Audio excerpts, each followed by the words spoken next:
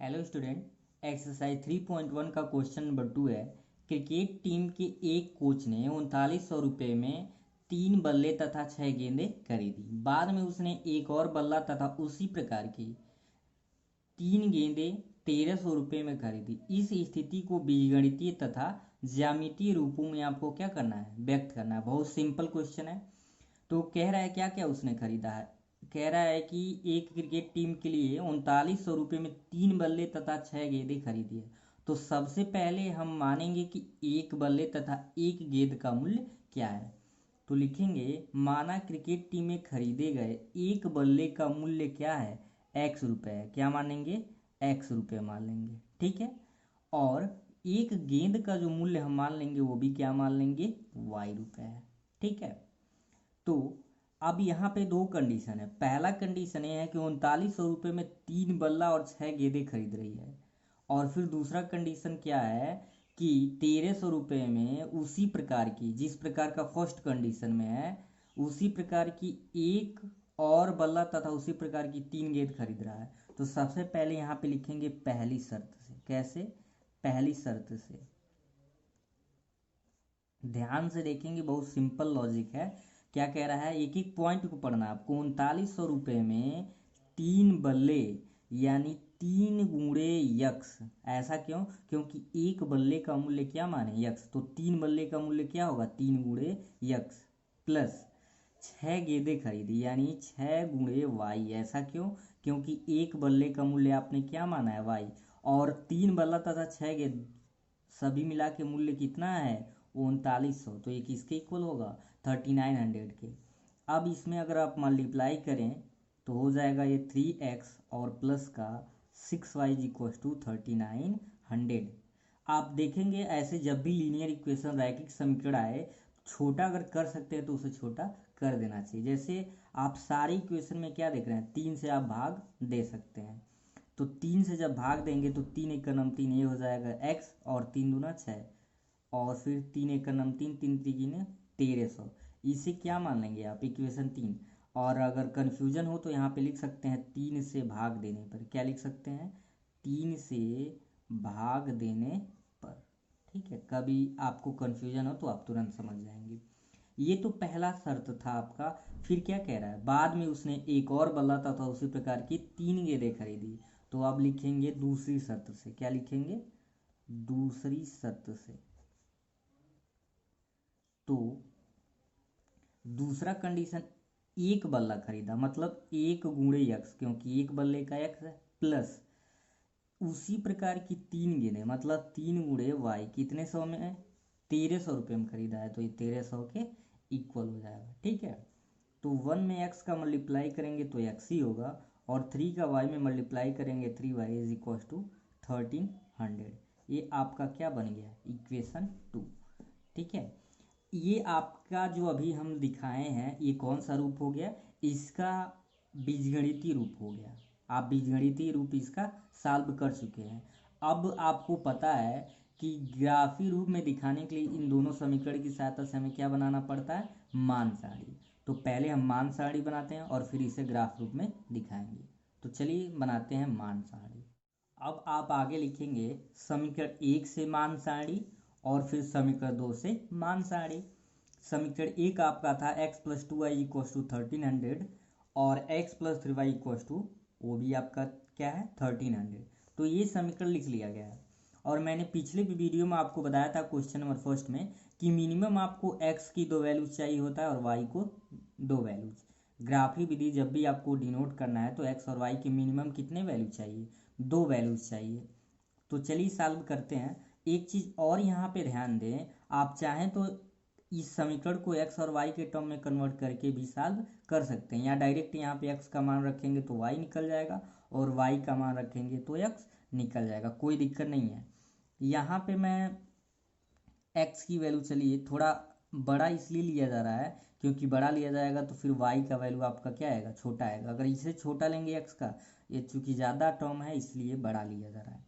तो 300 लेंगे तो मैं थोड़ा निकाल के भी आपको दिखा दे रहा हूँ। x के जगह पे आप 300 लिए हैं, 2y = ये क्या हो जाएगा, 1300। तो 2y = हो जाएगा 1300 प्लस है ट्रांसफ़र करेंगे तो क्या हो जाएगा माइनस, यानी 2y इज इक्वल टू क्या होगा 1300 में से 300 को घटाएंगे तो आपका बचेगा 1000, यानी y इज इक्वल टू क्या आ जाएगा 500। y की वैल्यू क्या आ गया 500, तो यहाँ पे क्या लिख दीजिए 500, यानी जब x की वैल्यू आप 300 लेंगे तो y की वैल्यू वहाँ पे कितना आएगा 500। ठीक है, चलिए यहाँ पे फिर 500 ले रहे हैं, क्या ले रहा है 500। तो सेकंड जो वैल्यूज निकालेंगे तो x की जगह पे क्या रखना है 500 plus 2y is equal to आपका 1300 है, तो इसको लिख दीजिए।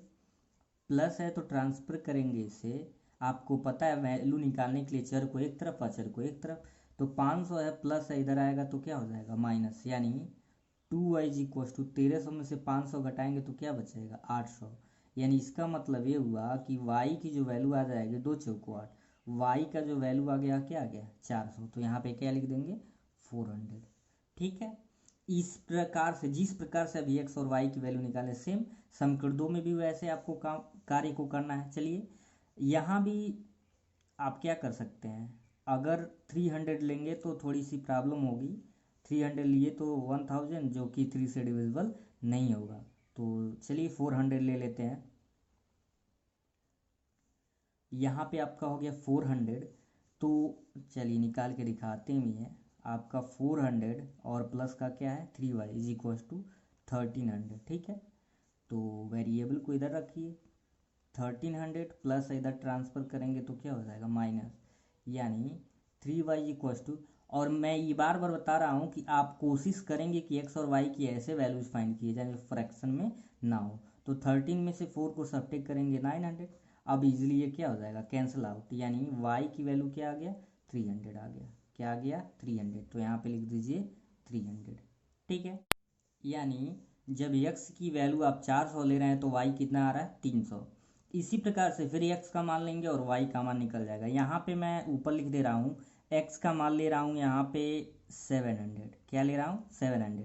इसको डायरेक्टली ध्यान से देखेंगे कैसे सॉल्व करेंगे। जब x की वैल्यू 700 लेंगे ट्रांसफ़र करेंगे 1300 माइनस क्या होगा 700, तो 1300 में से जब 700 घटाएंगे 600 बचेगा। 3y इक्वल टू 600, यानी 3 2 जा 6, तो y की वैल्यू क्या आ जाए 200। ठीक है, तो आप ध्यान देंगे समीकरण 1 का भी चार्ट बन चुका और समीकरण 2 का भी चार्ट, और चार्ट बन गया तो आप ग्राफ पे आराम से क्या कर सकते हैं दिखा सकते हैं।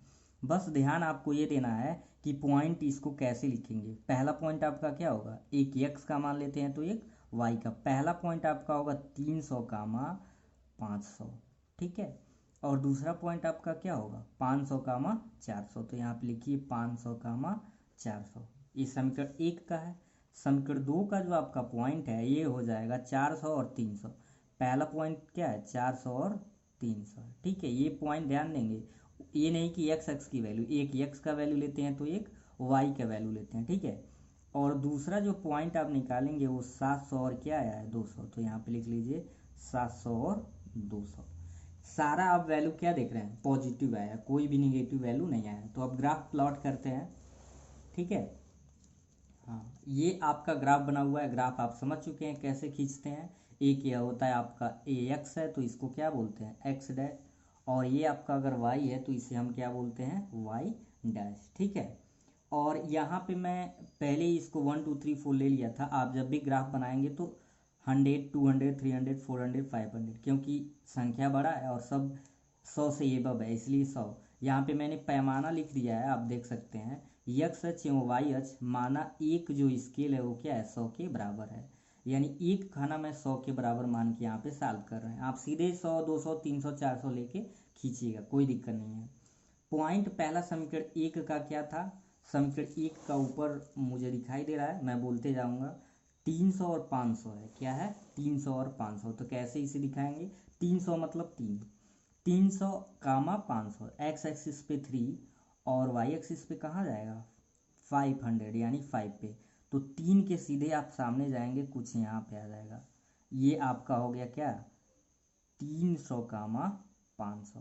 3 5 भी लिख सकते हैं, और 300 500 क्यों लिख रहा हूँ मैं, क्योंकि एक पैमाना को मैंने 100 माना हुआ है।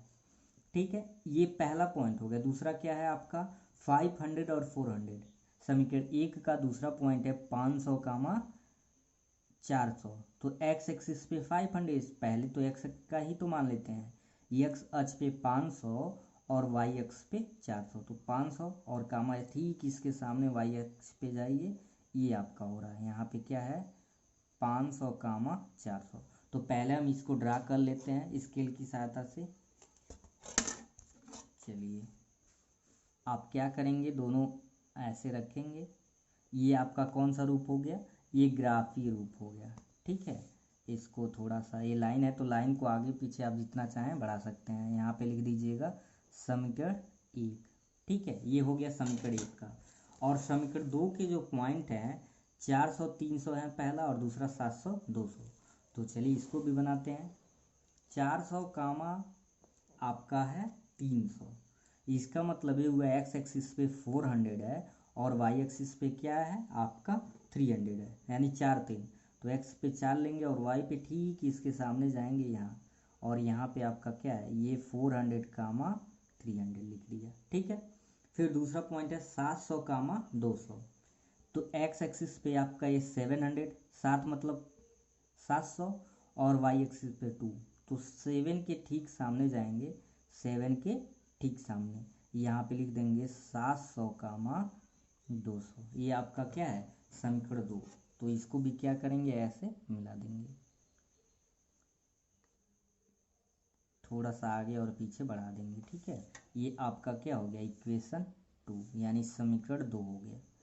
तो अभी इससे पहले हम लोग जो डिनोट किए थे वो बीजगणितीय रूप था, और ये कौन सा रूप हुआ ग्राफीय रूप। तो आई होप आपको क्वेश्चन और ग्राफ अच्छे से कैसे बन रहा है समझ आ गया होगा। वीडियो पसंद आया तो लाइक ज़रूर करें, अपने दोस्तों के साथ शेयर करें। Thank you.